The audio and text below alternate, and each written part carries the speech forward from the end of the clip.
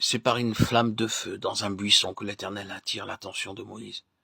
Et ce qui est étrange, c'est que le buisson ne se consume pas. Je veux me détourner pour voir cette grande vision, dit Moïse. Et pourquoi le buisson ne se consume pas? Exode 3.3. Un buisson en feu qu'aucune main d'homme n'a allumé et qui continue de brûler sans combustible. Image pour Moïse de ce que Dieu pouvait faire avec lui. Image pour les enfants de Dieu. Dans tous les âges de la grâce de celui qui veut bien venir demeurer en de pauvres vases de terre, aussi insignifiant que le buisson, avant que l'ange de l'Éternel l'eût embrasé.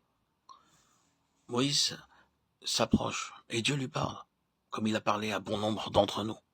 Il l'appelle par son nom, car les messages de Dieu sont toujours personnels, directs. Un tiers n'est point nécessaire pour nous les appliquer, pour nous dire « Tu es cet homme-là ». Quand Dieu parle, nous oublions nos voisins et nous savons à qui il s'adresse.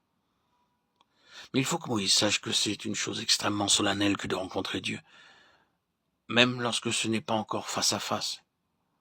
Moïse, le lieu sur lequel tu te tiens est une terre sainte. Terre sainte, alors qu'un instant auparavant c'était un terrain ordinaire. Terre sainte à cause de la sainte présence du Dieu de gloire. Si quelqu'un souille le temple de Dieu, Dieu le détruira. C'est le temple de Dieu. Et le temple de Dieu est saint. Et nous sommes ce temple. Oh, combien il est nécessaire que nous nous souvenions de cela. Alors, nous ne demanderons plus s'il y a quelque mal à faire ceci ou cela, mais bien plutôt si cela est convenable pour quiconque fait partie du temple de Dieu. Si Dieu demeure en nous comme il demeurera dans le buisson, sa sainte présence illuminera même les choses ordinaires et les embrassera de la gloire du ciel.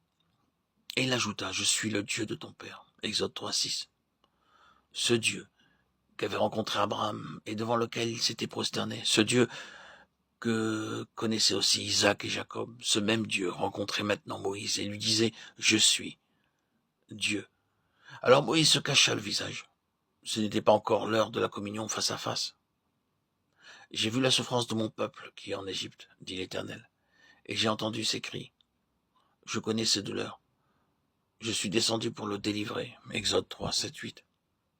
Je suis Dieu et je suis venu pour délivrer. L'Éternel est le grand je suis, car il est l'Éternel présent. Pour les âmes dans la douleur et l'affliction, son cœur est toujours le même. L'Éternel Dieu est immuable, sans ombre de changement. Nous avons besoin de rencontrer Dieu afin qu'il nous ouvre son cœur et nous laisse voir son amour et ses compassions pour un monde perdu.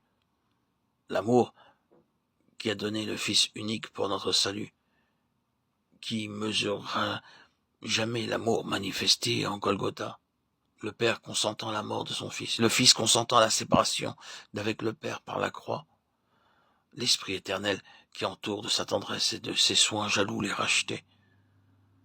Maintenant viens et je t'enverrai, afin que tu fasses sortir d'Égypte mon peuple. Exode 3.10. Dieu désirait-il prendre Moïse comme associé? Il vient de dire, je suis descendu pour délivrer. Viens maintenant, toi. D'abord, Dieu s'est révélé à Moïse. Je suis Dieu. Puis, il lui révèle son cœur. J'ai vu l'affliction, je suis venu. Maintenant, il lui dévoile ses plans pour effectuer la délivrance. Dieu va agir par le moyen de Moïse. Non pas Moïse avec l'aide de Dieu. À l'origine de tout service effectif pour Dieu, il faut une rencontre comme celle du buisson ardent. C'est de lui directement que nous devons recevoir l'appel. Où nous sommes en danger de courir avant d'avoir été envoyés comme ces prophètes dont se plaint l'Éternel, et nous risquons de mériter les mêmes reproches. Je n'ai point envoyé ces prophètes, mais ils ont couru. Je ne leur ai point parlé. Cependant ils ont prophétisé.